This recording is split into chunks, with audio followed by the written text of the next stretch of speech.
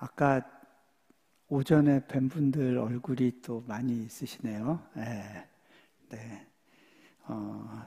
피곤하실 텐데, 또 이렇게 계속 말씀의 자리에 있어 주셔서 감사합니다. 제가 잠깐 기도합니다. 하나님, 이 시간 또 주님께 구합니다. 주님의 인도하심을, 그리고 주님의 예비하신 것들을 풀어주실 그것들을 기대합니다.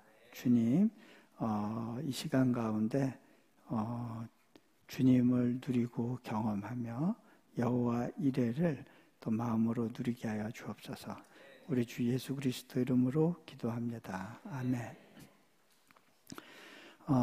오늘 22장 1절에 보면 그 일 후에 하나님이 아브라함을 시험하시려고. 자, 하나님이 이 순간을 오래 기다리셨던 것 같아요. 제가 이렇게 보니까 아브라함의 삶의 클라이막스가 이 순간이에요. 이 시간을 지나고 나면 아브라함의 이야기는 이제 창세기 역사 기록에서 이제 희미해져요. 그리고 이삭이 다음 주자로 등장하게 돼요. 하나님이 아브라함에게서 바라고 원하셨던 그 사명은 아브라함이 하나님을 위해서 특별하게 어떤 헌신을 하고 뭔가를 이렇게 해드리는 것이 아니었던 것 같아요. 하나님은 이제 아브라함의 마음을 원하셨어요. 그 마음을 얻기 위해서 하나님이 마지막으로 그걸 확인하기 위해서 시험하시는 순간입니다. 우리는 이 내용을 보면 이거 너무 부담스러워하고 이렇게 막 넘어갈 수 있을 것 같아요. 근데 오늘 이 주제를 가지고 우리가 좀 씨름을 해보면 영적으로 누리는 유익이 있을 겁니다. 어떻게 보면 이 아브라함의 도전은 자신이 너무 귀하게 여기는 그 이삭을 하나님께서 너 내게 내어줄 수 있니? 하고 이제 묻는 그런 시간입니다. 제가 이제 내려놓음이라는 책을 썼잖아요. 그래서 이제 내려놓음의 저자로 많이 알려졌는데 실은 제가 그 책을 쓰고 처음에 너무 당황했습니다. 책 제목을 제가 생각한 게 아니었어요. 물론 책에 내려놓는다는 표현은 참 많이 나왔지만 내려놓음이란 제목을 가지고 이 책 제목으로 붙일 생각은 없었는데 출판사에서 이 책을 여러 번 에디팅 하다가 이제 회의 가운데 제목을 내려놓음으로 하기로 결정을 했어요. 그러면서 저한테 통보를 하는 거예요. 선교사님, 우리 되게 안 팔릴 부담스러운 제목이지만 책 제목 같이 내려놓읍시다. 근데 저는 부담스러울 제목, 안 팔릴 제목 별로 신경을 안 썼어요. 왜냐하면 이 책은 안 팔릴 거라는 확신이 있었기 때문에 무명의 저자가, 그것도 선교사가 그 선교지 삶의 이야기를 풀어내는 내용을 도대체 일반 독자들이 궁금해할 것 같지가 않았어요. 그래서 무슨 제목을 붙이든 상관없어 그랬는데 책이 막 팔려나가면서 속았다 이렇게 돼버렸어요. 거기에 안 팔릴 책이기 때문에 실명을 다 거론해놨다가 참 난처한 상황도 됐고요. 또 하나는 이게 사람들이 저를 알아보는데 내려놓음의 저자로 알아본다는 게 굉장히 부담스러웠습니다. 내려놓음을 썼을 뿐인데 내려놓은 사람으로 인식하기 시작했어요. 근데 저는 그때 이제 내 인생 꼬였다. 그렇게 생각을 하고 그 내려놓음이라는 책하고 저를 분리시키려고 무던히 애를 썼습니다.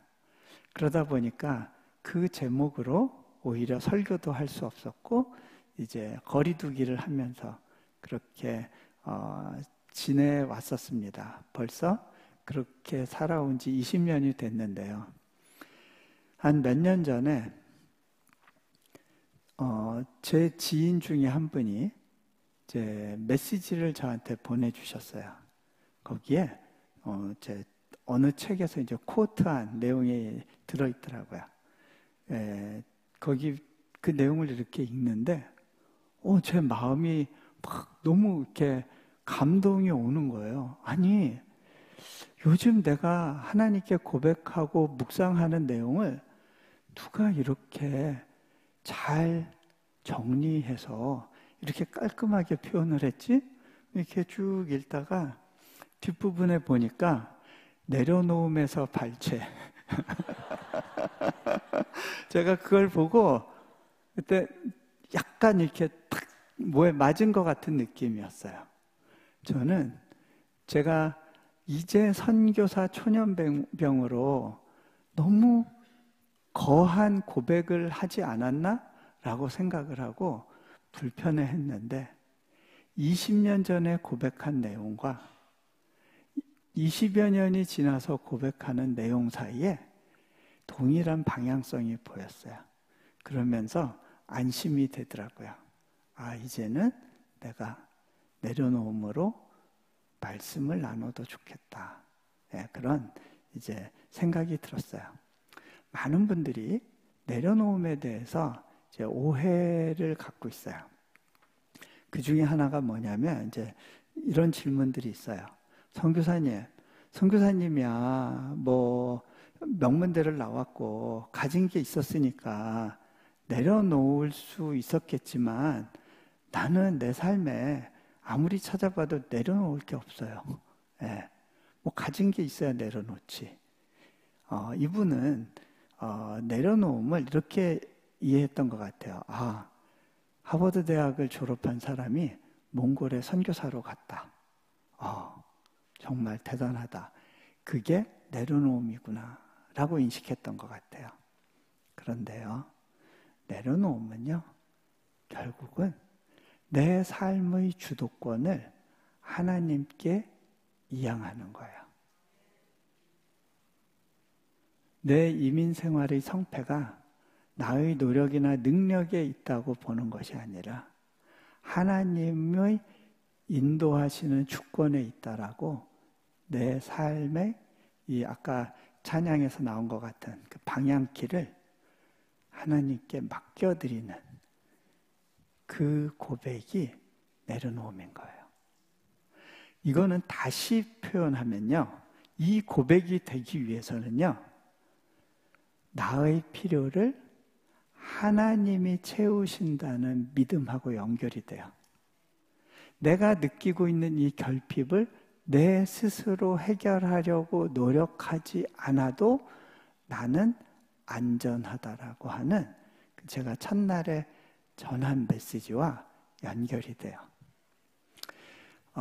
그래서요, 내려놓음에서 굉장히 중요한 요소가 있는데 그것이 하나님을 누리는 거예요. 제가 내려놓음 책을 다시 이렇게 보다 보니까 그 책에서 하나님께 내 인생의 주도권을 맡긴다는 내용도 나오지만 또 한편으로는 하나님 한 분으로 만족하는 삶에 대한 이야기를 고백을 했어요. 근데 그 당시 처음 쓸 때만 해도 이 두 가지가 어떻게 묶이는지 잘 이해가 안 됐었어요. 그러니까 같이 간다는 건 알겠는데 이거를 사람들에게 어떻게 설명할 수 있을지는 몰랐던 것 같아요. 그런데 이 시간들을 살아내고 보니까 내가 하나님을 누리는 만큼 내 삶의 주도권을 맡겨드릴 수 있게 되는 거구나 배우게 돼요. 제가 한 가지 예를 들어 드릴게요. 인도네시아에는 이제 두 개의 날씨밖에 없어요. 더운 날씨와 더 더운 날씨. 그래도 이 달라스 여름보다는 덜 더워요. 예. 달라스 봄 날씨가 1년 내내 계속된다고 보시면 돼요. 예, 5월 날씨가. 예.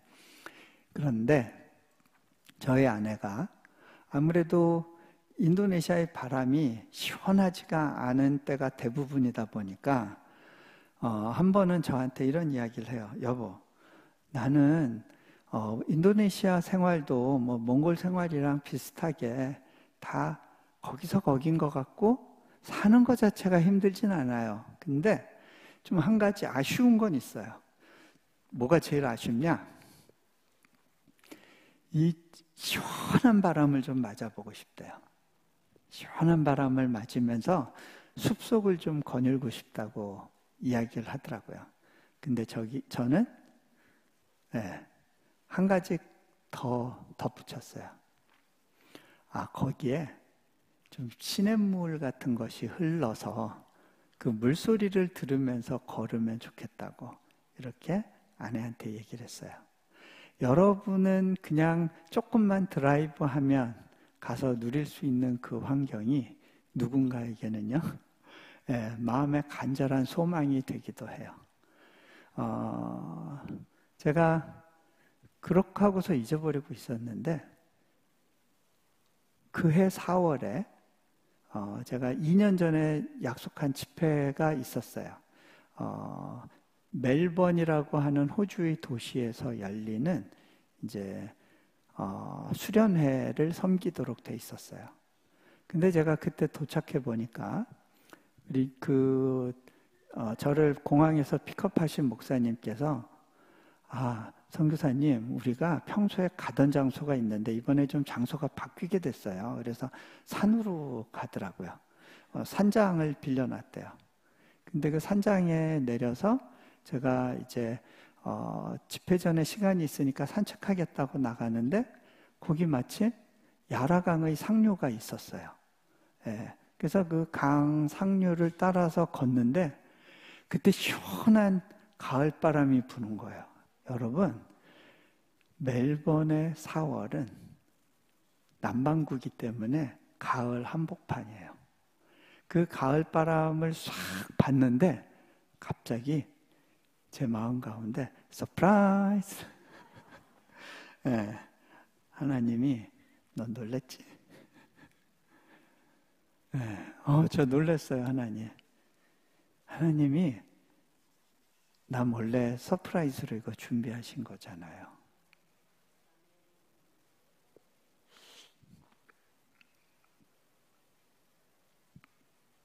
그분은 우리 부부의 침실에서의 내밀한 대화를 들으시고 내가 준비한 게 있는데 그때까지 서프라이즈를 준비하시는 거예요. 하나님이 예비하시는 것들은 대부분 서프라이즈예요. 그죠? 하나님은 되게 그런 서프라이즈를 즐기세요. 유머도 있으시고요. 우리와의 관계에서 깜짝 놀래키시면서 다가오실 때가 있어요. 그 하나님을 경험하고 누리는 만큼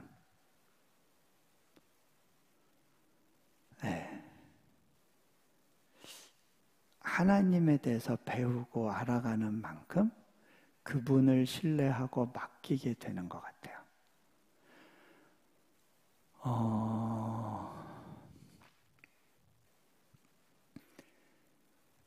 하나만 더 이야기하면요.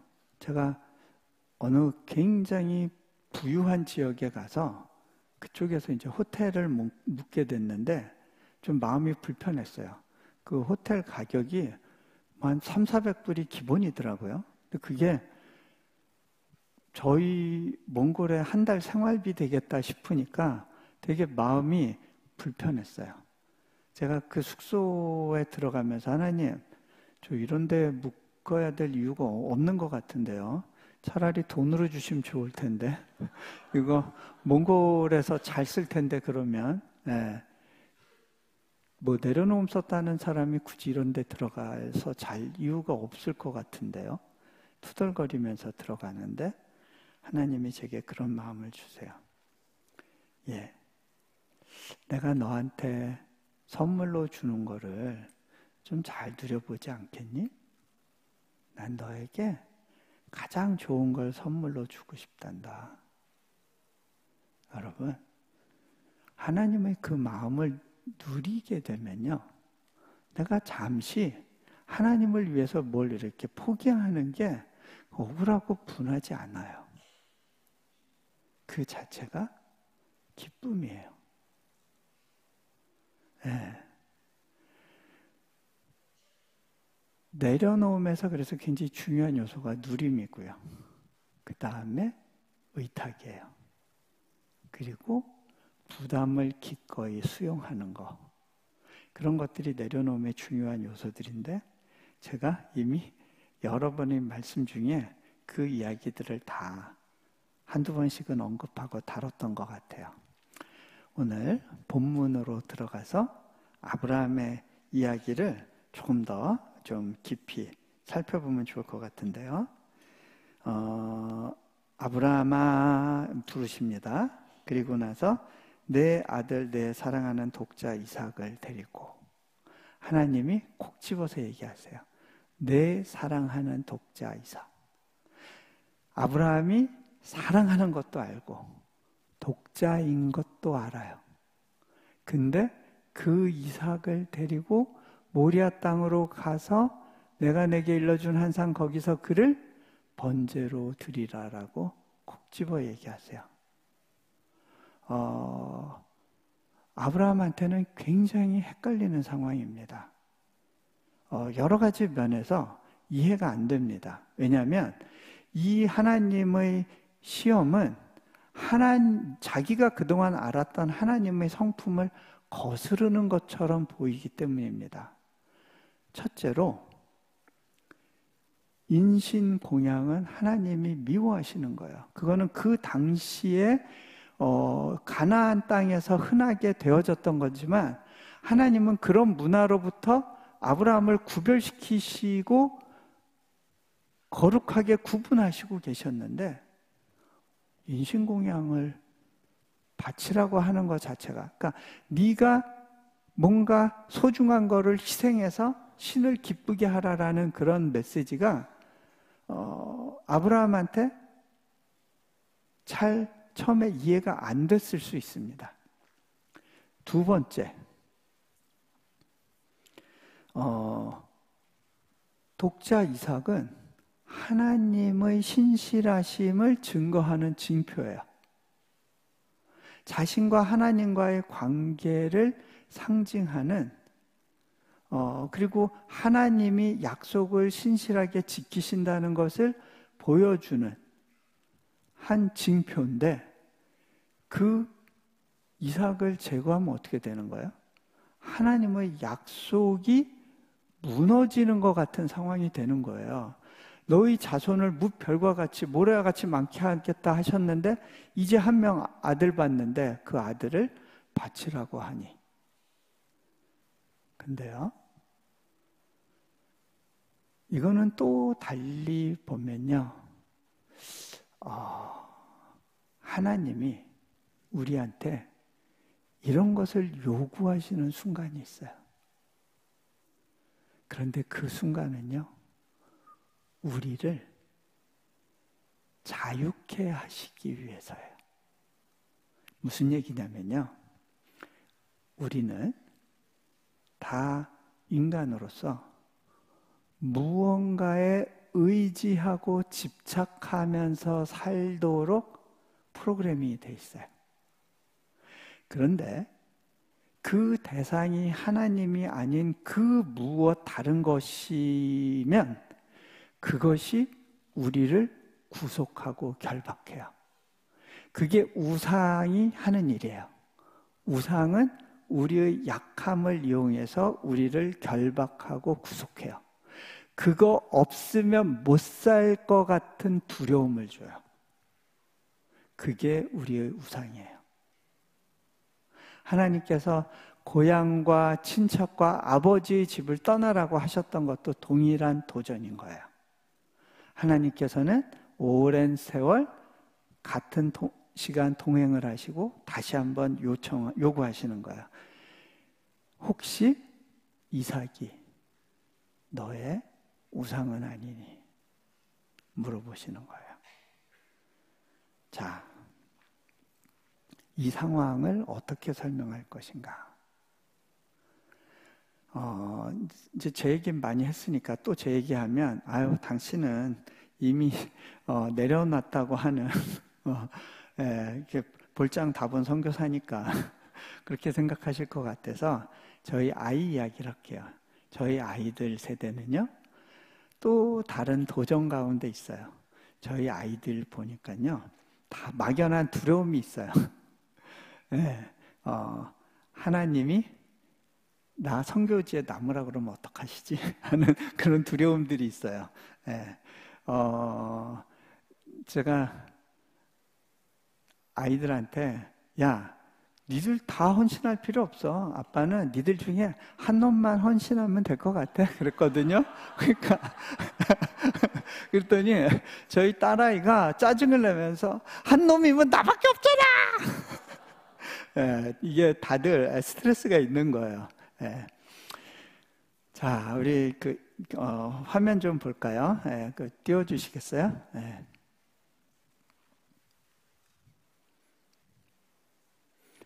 여기만, 거기도 떴죠. 예.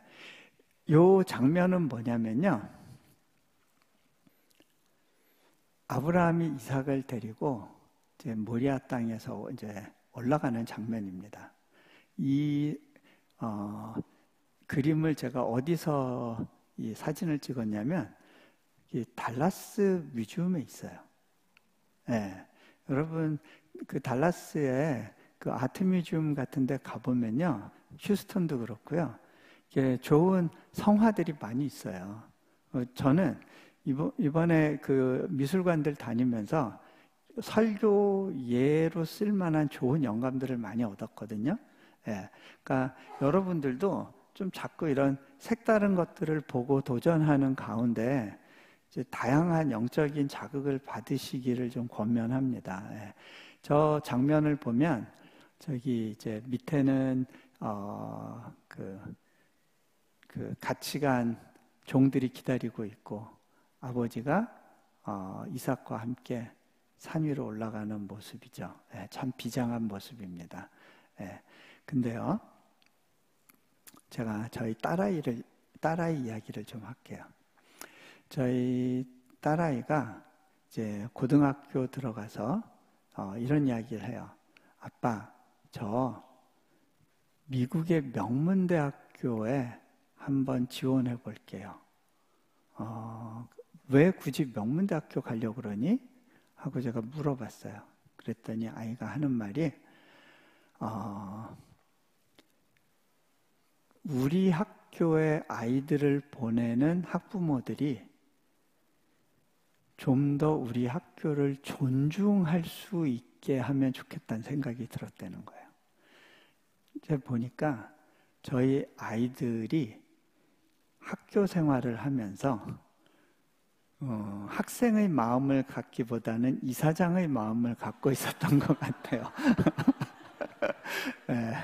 그러니까 이 학교가 잘 돼야 된다는 생각이 너무 많고, 그러니까 막 선생님들에 대해서도 이게 선생님들이 좀 더 이렇게 해주셨으면 좋겠어. 그리고 애들도 얘들 왜 이렇게 물을 막 틀어놓고 다녀? 왜 불을 안 꺼? 이러고 살았던 것 같아요. 이게요, 여러분, 교회에서도요, 불 안 끈 거, 휴지 떨어진 거는요, 담임 목사님 눈에만 보이거든요.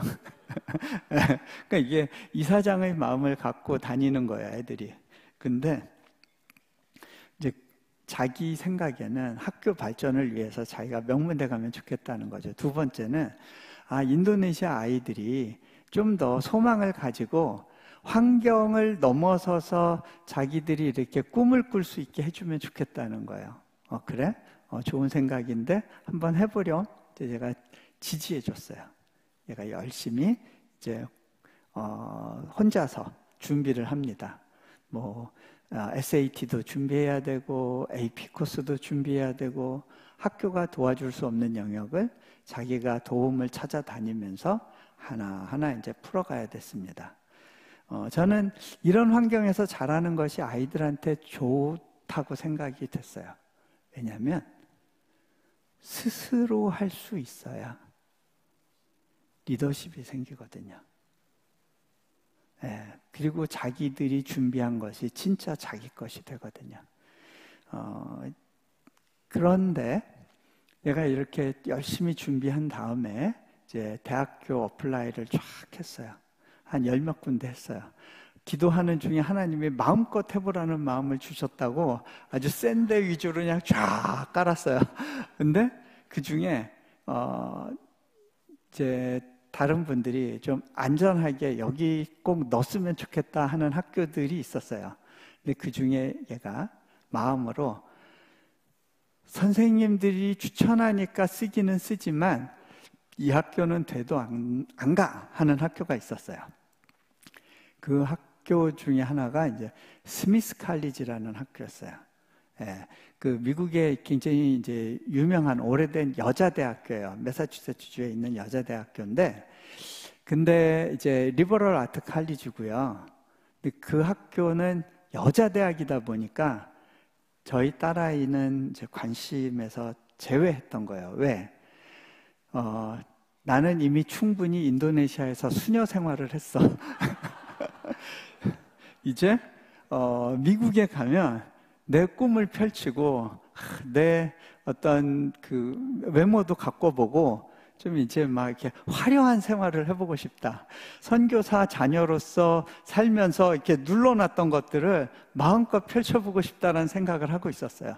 그러려면 대도시에 큰 종합대학으로 가는 게 좋은데 이 리버럴 아트 칼리지는 작고 아무래도 중소도시에 있고 또 여자들밖에 없는 학교, 이 학교는 절대 가면 안 되라는 마음의 확신이 있었어요. 더군다나 굉장히 리버럴한 학교인데 자기는 정치 성향이 보수적이기 때문에 그런 데 가면 또 마이너리티로 살아야 된다는 게 힘들었던 거예요. 늘 선교지에서 마이너리티로 살아온 것에 대한 불편한 마음이 있었기 때문에 본능적으로 그 학교에 대한 거부감이 있었어요. 안 돼, 안 돼.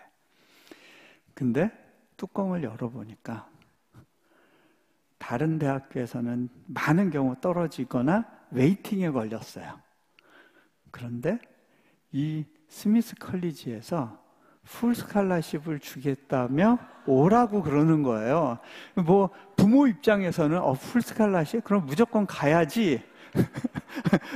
딱 그렇게 막 너무 반가워하는데 저희가 반가워하는 표정을 보고 애는 그냥 싸늘하게 식어버리는 거야. 애가 확 우울 모드로 들어가고 돌변하더라고요. 하루는 아침, 이제 토요일 아침, 늦잠 자고 나오는 아이를 기다려서 이제 아침을 이제 차려주는데 딸아이가요, 의자를 팍 차고 탁자를 뭘 놓는데 꽉 놓고 짜증을 쫙 부리는 거예요. 아내가 딸아이를 보고 이제 정색하면서 물어봤어요. 야, 너의 인생의 주인이 하나님이시라는 사실을 인정하니? 그랬더니 아이가 정색을 하면서 짜증을 확 내면서 왜 내 인생의 주인이 하나님이어야 돼? 왜 그분이 내 생활, 내 인생을 마음대로 하냐고 확 화를 내는 거야. 아, 드디어 본색이 드러났구나. 네. 저희는 감사했어요. 왠지 아세요? 얘가요, 선교사의 자녀로서 완벽한 위장술을 갖고 있었거든요. 단기 선교 보내면요, 사람들이요, 어쩌면, 그러니까 선교사님들이 그렇게 칭찬을 해요. 어쩌면 선교사 여러 명 몫을 혼자서 하냐고. 어쩜 애가 이렇게 성숙하고 잘 준비됐냐고. 예. 그럼 칭찬을 막 하거든요. 학교에서도 물샐 틈 없이 그냥 완벽하게 그렇게 하지만 정작 자기 인생에 자기가 원하는 방향과 길이 있었는데 그게 틀어지니까 왜 하나님이 당신 맘대로 내 인생을 주도해? 화를 내는 거예요. 우리가요, 그럴듯한 크리스찬으로 얼마든지 위장하고 교회 생활할 수 있습니다. 50, 60이 돼서도 직분을 갖고 살면서도요, 얼마든지 위장하면서 일주일에 한두 번 그렇게 살 수 있습니다. 하지만 내 인생은 내 거고 내 시간도 내 거고 내 재정도 내 거예요. 이거를 건드리시면 아니에요. 내 인생 내 거예요. 이러고 살 수 있어요. 그런데 대학에 들어가기 전에 우리 딸아이가 이 부분이 건드려질 수 있다는 사실이 실은 감사했습니다. 뭐 어떻게 할 수는 없고 조용히 기도하고 있었어요. 그런데 얘가 이제 저희와 함께 호주로 여행할 일이 있었습니다. 호주의 어느 개척교회 목사님이 저희한테 요청을 했어요. 우리 이번에 교회에서 부흥회 할 때 온 가족이 와서 같이 섬겨주세요. 딸은 유스 맡아주고 또 아내는 여성분들 맡아주고 저는 이제 전체 예배 섬겨주고 이렇게 해주시면 좋겠습니다. 근데 사례는 모르겠는데 비행기표 값은 못 해주는 걸로. 그래서 제가 비행기표도 해결할 겸 이제 시드니의 다른 교회 집회를 잡아서 그렇게 섬겨드리겠다고 했어요. 근데 이제 비행기표를 제가 사야 되니까 제일 싼 거 고르느라 새벽에 싱가포르에서 한참 기다리는 표를 구했어요.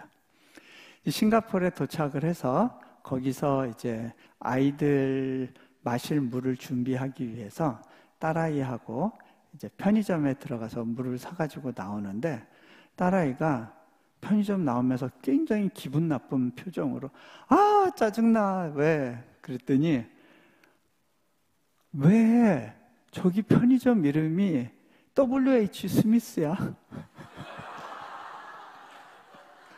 예, 제 눈에는 안 보이는데 얘 눈에는 이게 탁 걸리는 거예요. 그러면 이거 뭐예요?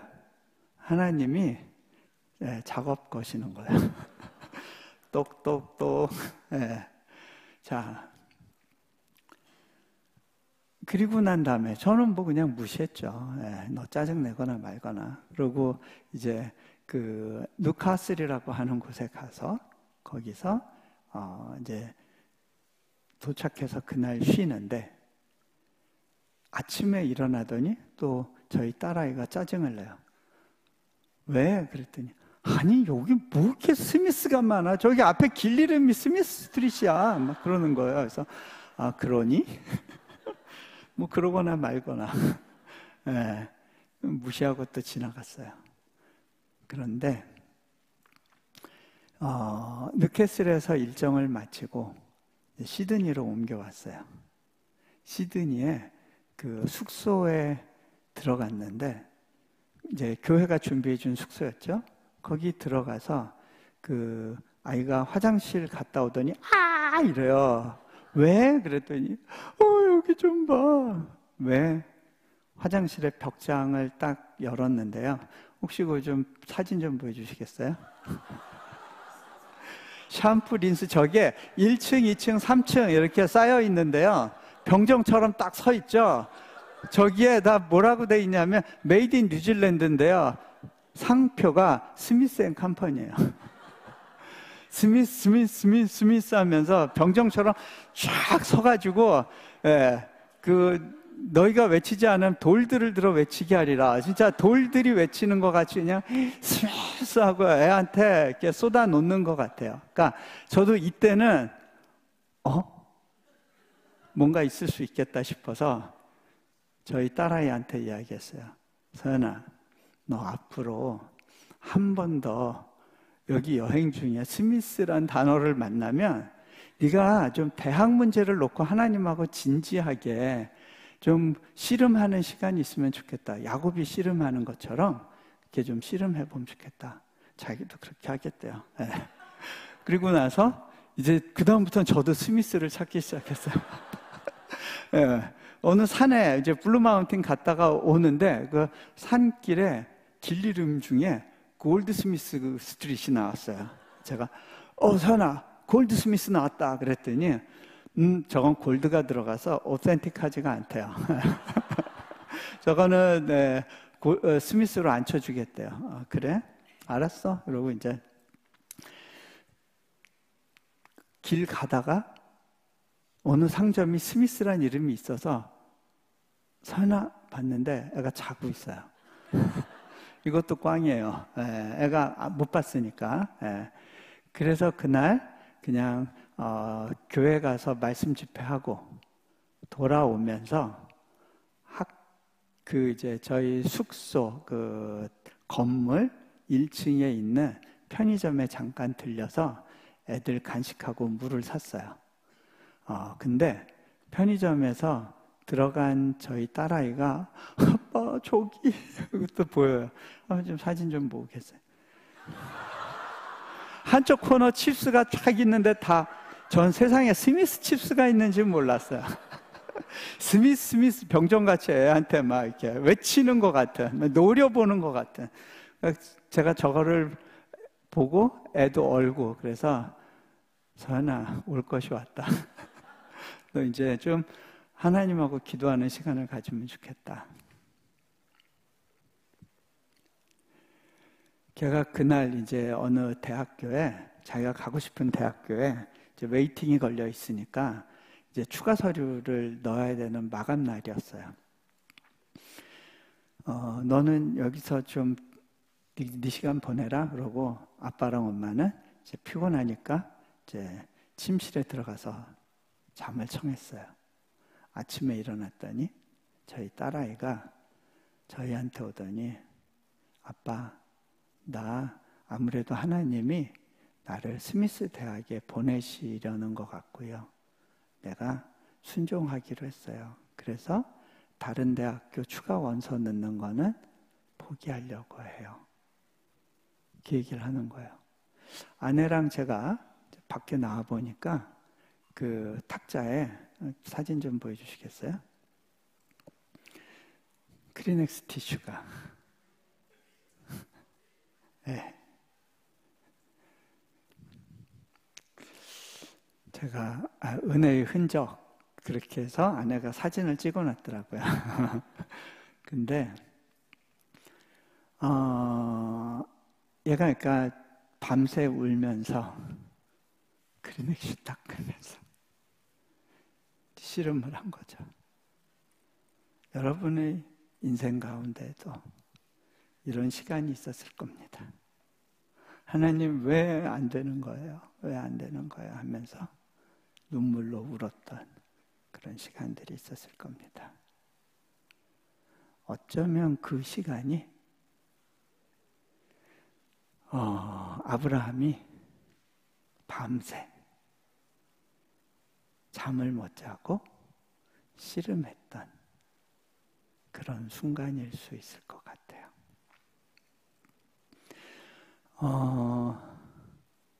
제가 그때는 아이한테 많은 걸 설명해 줄 수 없었던 것 같아요.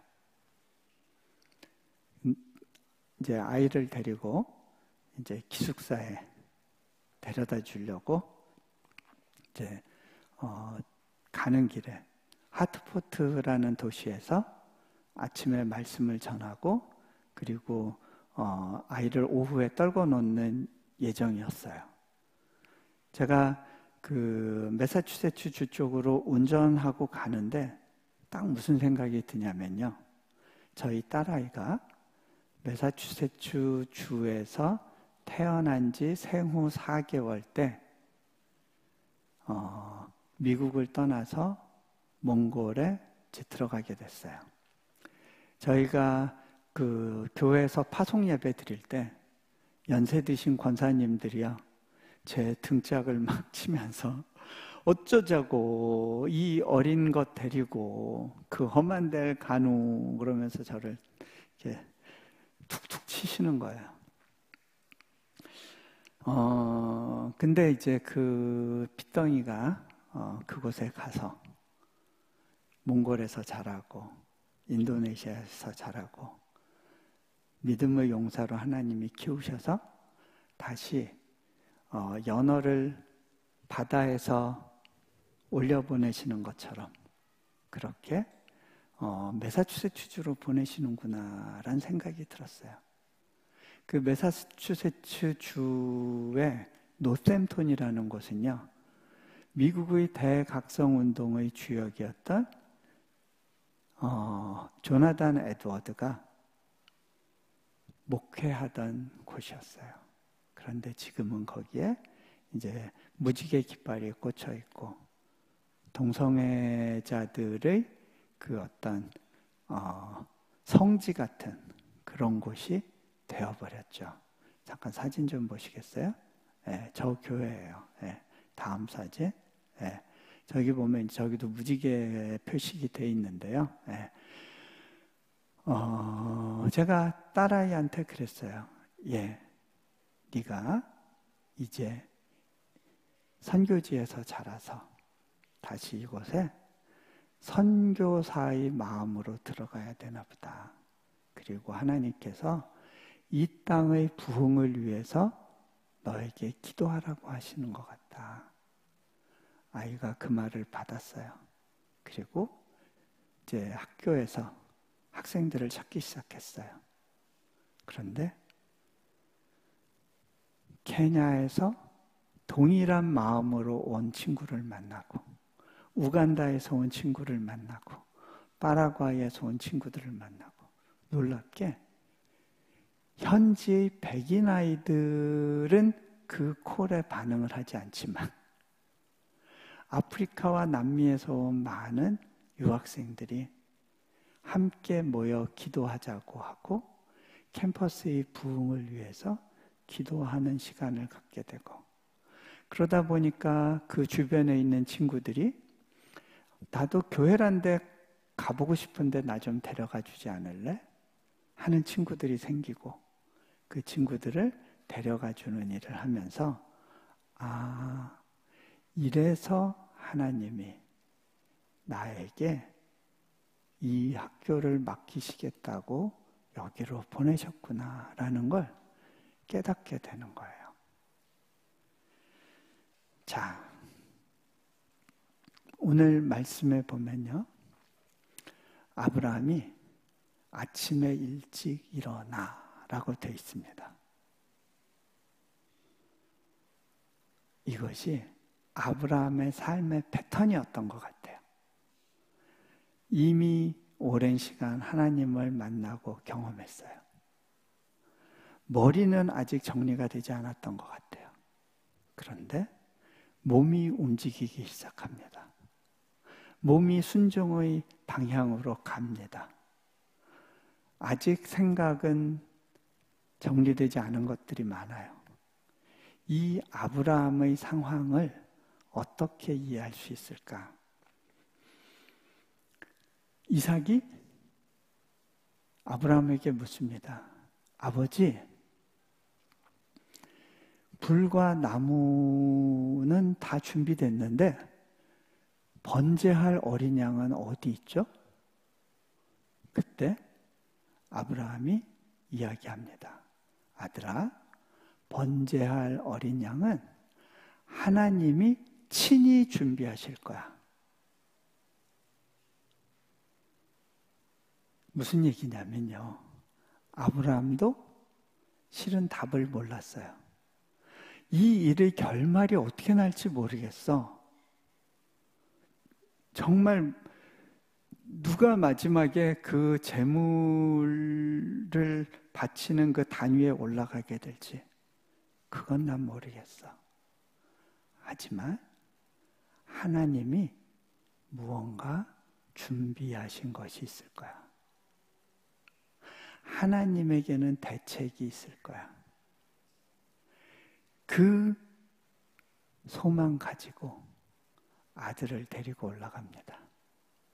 그런데요, 하나님이 준비하신 것을 만나기 위해서는 어디까지 가야 돼요? 칼을 들어서 아들을 향해 내리치기 전까지 가야 돼요. 그제서야 비로소 하나님의 사자가 와서 아브라함아 아브라함아 이야기합니다. 이제야 네가 나를 경외하는 줄 알겠다. 하나님이 아브라함의 인생에서 보고 싶었던 것 딱 하나 있어요. 너 정말 이 세상의 그 무엇보다 나를 리스펙트하니.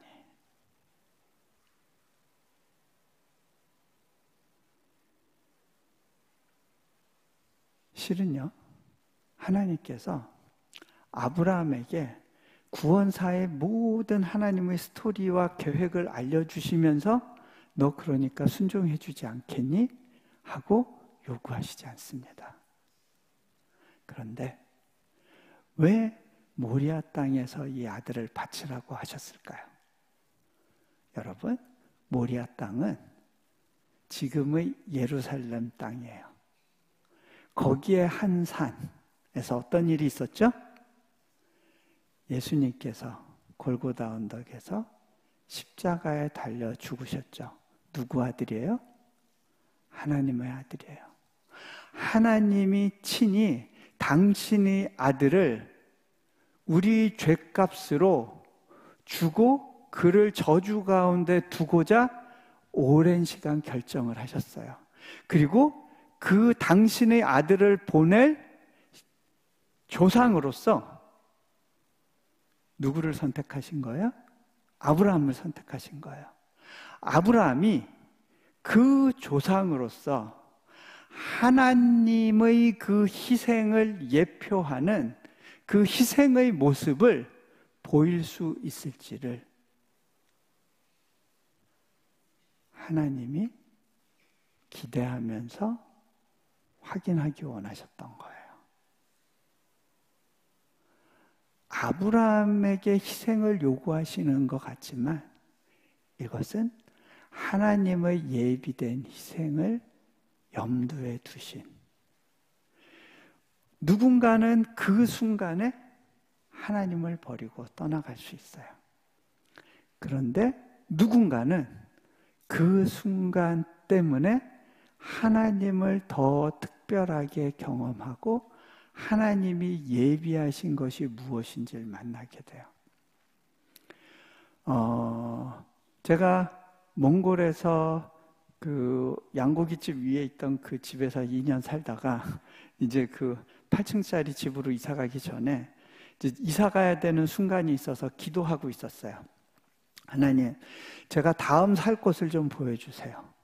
그때 본 집이 있었어요. 그런데 하나님이 집을 보여주셨다고는 생각했는데 그 집에 들어가는 거는 너무 불가능해 보였어요. 왜냐? 몽골에선 그런 집 찾을 수가 없는 게 꼭 미국의 타운하우스 같은 베이지색의 기와에 베란다에 창문이 있는 그런 집이니까 몽골에선 그런 집을 구할 수가 없어서 이거 몽골에 없는 집인데 내가 헛걸 보나 보다. 이거는 하나님이 내가 천국 가서 살 집을 보여주시는 건가? 이 땅에서 렌트 생활만 계속 해야 되니까 좀 그래, 네가 나중에 천국에서 그럴듯한 집에서 살 거야 하면서 위로해 주시는 건가? 그렇게 생각을 하고 있었어요. 그리고 잊어버리고 있었죠. 그런데 몇 년 전에 제가 저희 집을 나오면서 한쪽 구석에서 저희 집을 봤어요. 근데 깜짝 놀랐어요. 우리 집 어디서 많이 본 것 같은데. 그동안 집을 찬찬히 보고 다니질 못했어요. 근데 이 모습 어디서 봤는데 몽골에서 봤던 그 집하고 오버랩이 돼요. 그때 내가 기억하는 특징들이 다 요거.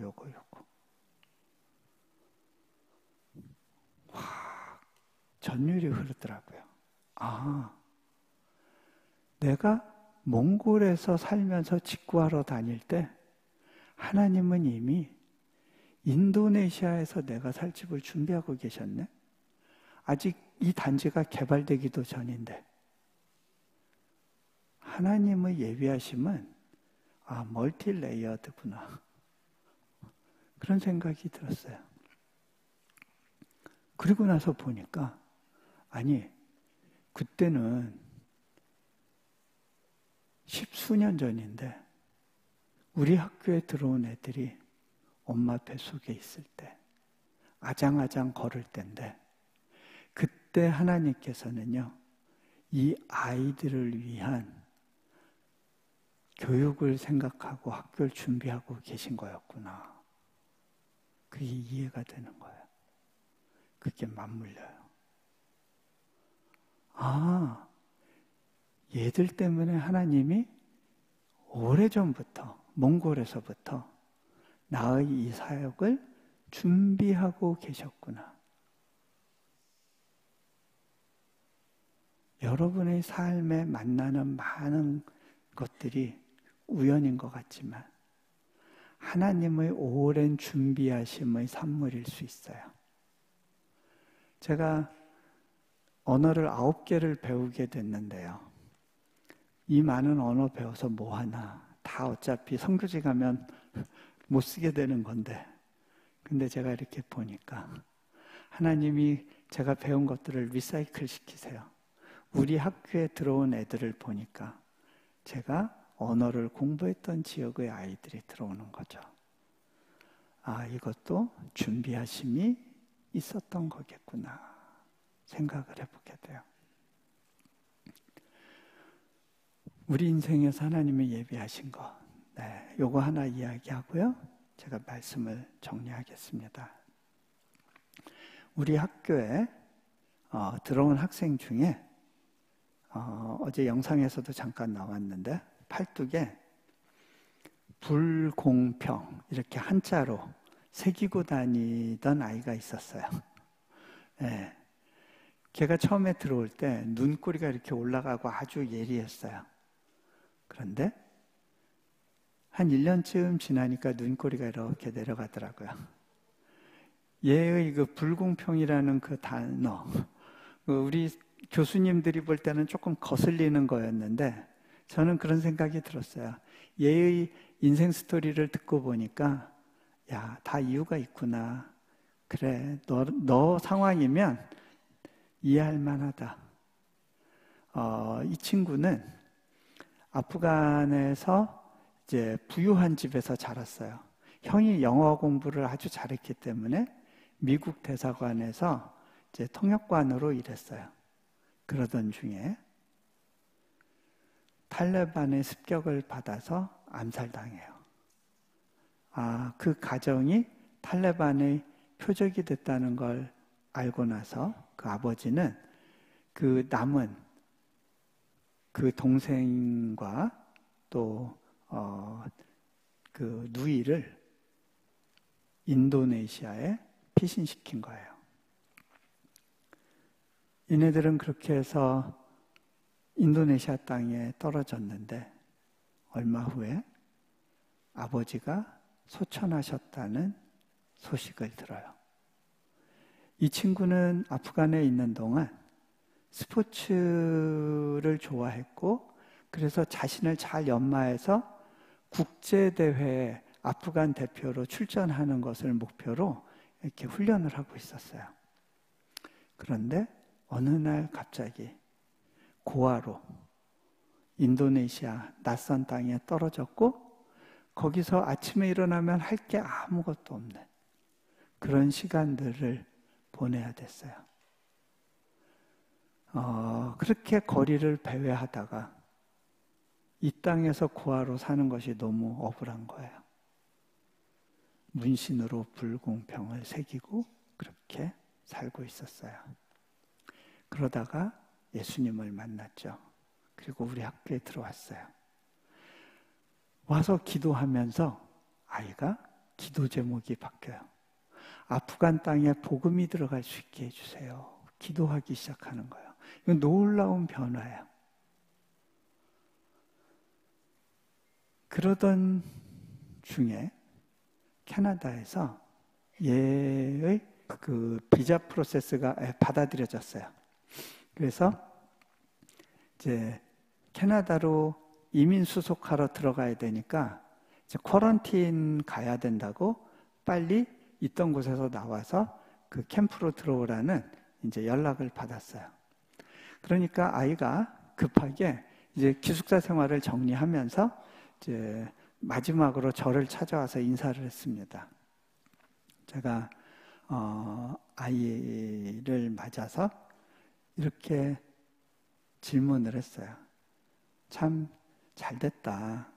그 캐나다 가서 너 나중에 우리 학교에 교수로 올 때까지 열심히 공부해서 준비하렴. 그랬더니 선생님 제가 꼭 인도네시아에 와서 학생들 가르치는 일을 하고 말 거예요. 그렇게 얘기를 하더라고요. 그래. 근데 너 그 팔뚝에 쓴 너의 인생 선언, The life is unfair. 네, 그거 아직도 유효하니? 제가 물어봤어요. 그랬더니 얘가 배시시 웃으면서 그렇게 얘기를 해요.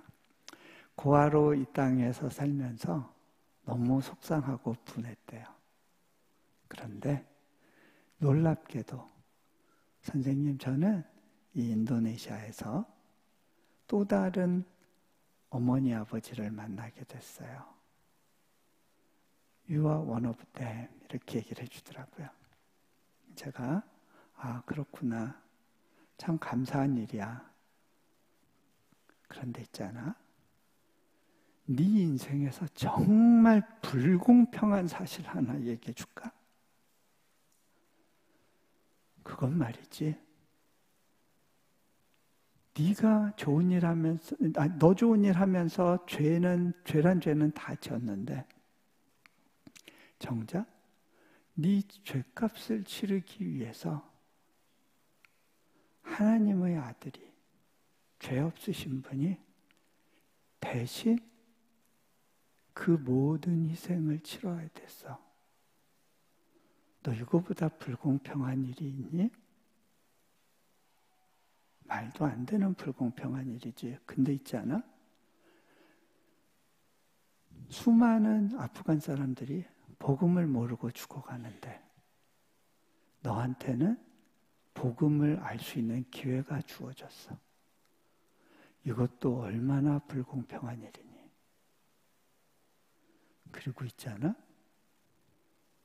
너 하나 가르치겠다고 굉장히 많은 선교사님들이 자신의 인생 길을 바꿔서 이 땅에 들어와서 헌신하는 시간을 갖고 있어.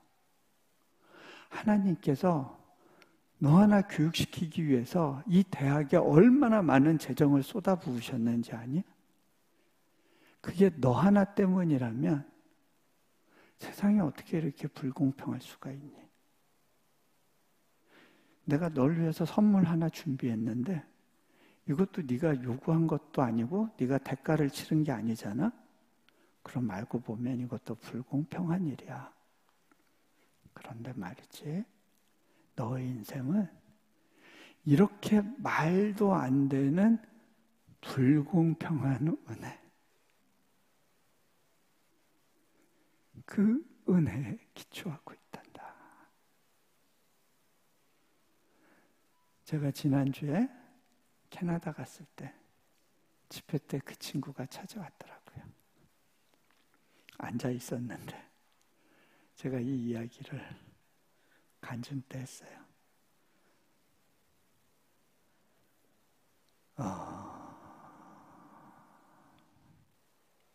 우리는 이렇게 말도 안 되는 불공평한 은혜에 기초에서 살고 있어요. 오직 믿음으로 자신의 삶을, 그 주도권을 하나님께 의탁할 수 있는 사람만 그 말도 안 되는 불공평의 은혜, 하나님이 예비하신 것들을 경험하고 누리고 풍성해지게 되고요.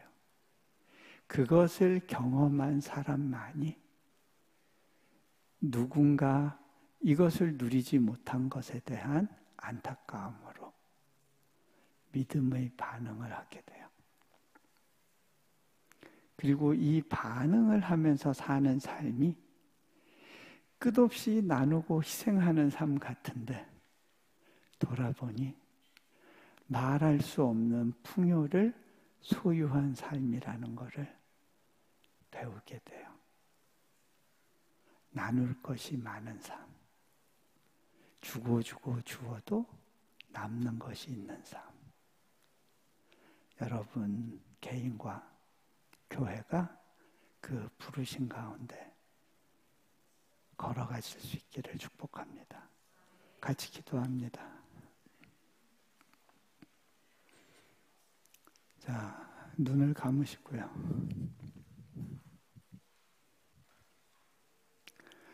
우리 안에 하나님, 이건 너무 불공평해요. 너무 억울해요. 분해요. 그렇게 울면서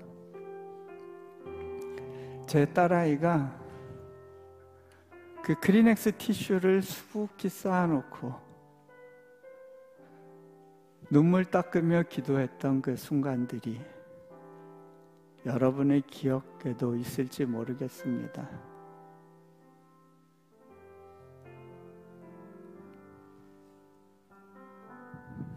그런데 알고 보니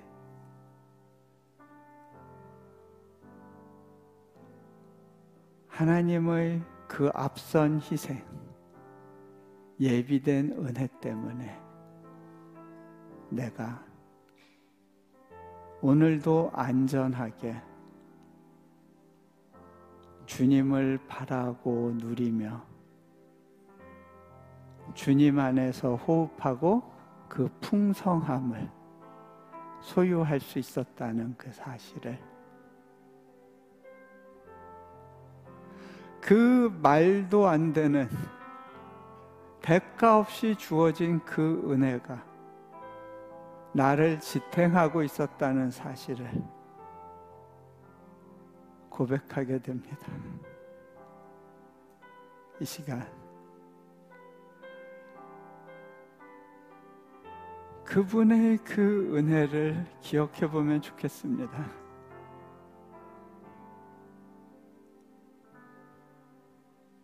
그런데요, 더 큰 불공평한 일은요, 그 은혜가 내 안에만 갇혀 있다는 거더라고요.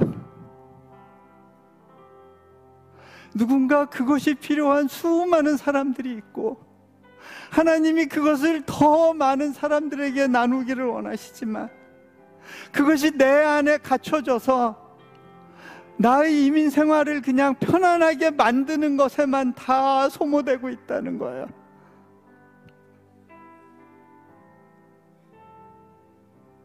우리는 자유롭게 예배할 수 있지만 이 땅 너머 어떤 곳에서는 예수라는 이름을 들어본 적도 없는 많은 사람들이 죄악을 먹으며 죽어가고 있다는 사실이에요.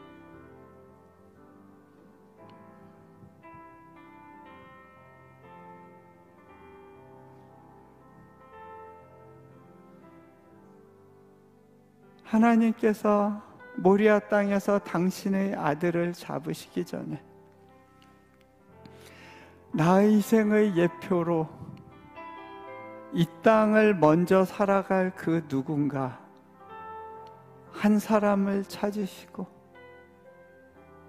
아브람과의 동행 가운데 너의 인생의 그 클라이막스,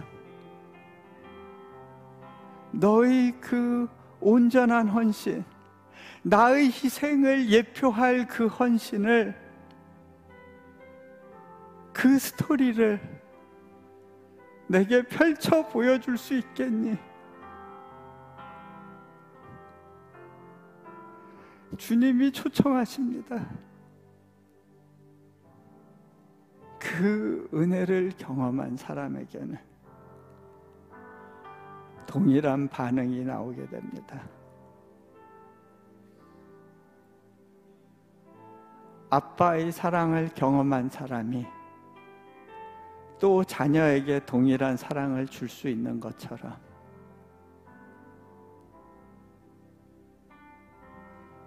그 사랑은 내게서 다 소진되고 없어져서는 안 되는 것입니다.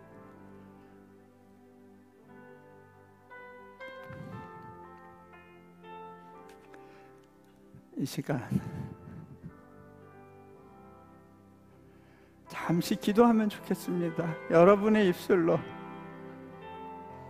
하나님 앞에 불공평하다고 생각했던 것, 하나님 이것 때문에 너무 억울하고 분했어요 라고 했던 것들, 하지만 여전히 내 인생의 주권을 하나님께 의탁하지 못해서 주저주저했던 그 삶의 모습들, 여전히 내 인생의 불평과 또 불공평하다고 생각했던 것들 때문에 해결되지 않았던 내 마음의 응어리들을 이 시간 주님 앞에 좀 건강하게 내어놓았으면 좋겠습니다.